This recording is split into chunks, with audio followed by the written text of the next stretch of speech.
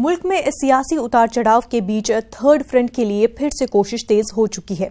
आज तेलुगु देशम पार्टी के सदर चंद्रबाबू नायडू कोलकाता में वजीर आला ममता बनर्जी से मुलाकात कर सकते हैं। शाम 4 बजे नायडू कोलकाता पहुंचेंगे। शाम 5:30 बजे ममता बनर्जी के ऑफिस में दोनों वज़राए आला की मीटिंग होगी।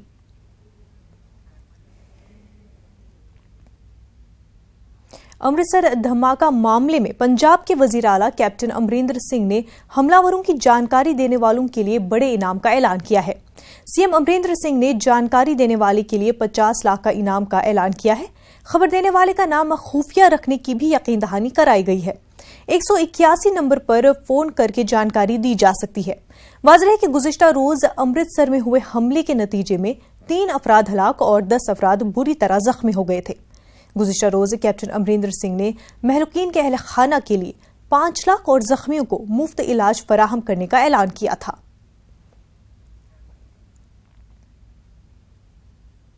राजस्थान असेंबली इंतखाबात के लिए बीजेपी ने 5वीं फहरिस्त जारी कर दी है। बीजेपी ने 8 सीटों पर उम्मीदवारों का ऐलान किया है। रियासी वजीर यूनुस खान को बीजेपी ने उम्मीदवारों की फहरिस्त में जगह दी है। यूनुस खान कांग्रेस के सचिन पायलट का मुकाबला करेंगे।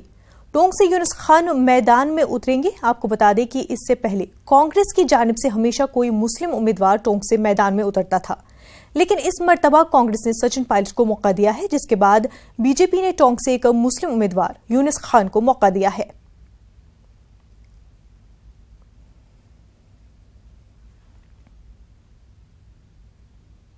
उम्मीदवार बनाए, ये बीजेपी का मामला है, लेकिन चुनाव ये विचारधारा का चुनाव है। चुनाव 5 साल के वसुंधरा जी के कार्यकाल का और आने वाले 5 साल में कांग्रेस ने जो संकल्प लिया है विकास का, उसका चुनाव है। व्यक्ति महत्वपूर्ण नहीं है। हमारा चुनाव भाजपा से होगा और मुझे लगता है कि पार्टी कांग्रेस जो है वो न सिर्फ टोंक जिले में लेकिन सभी जिलों के अंदर पार्टी जीतेगी।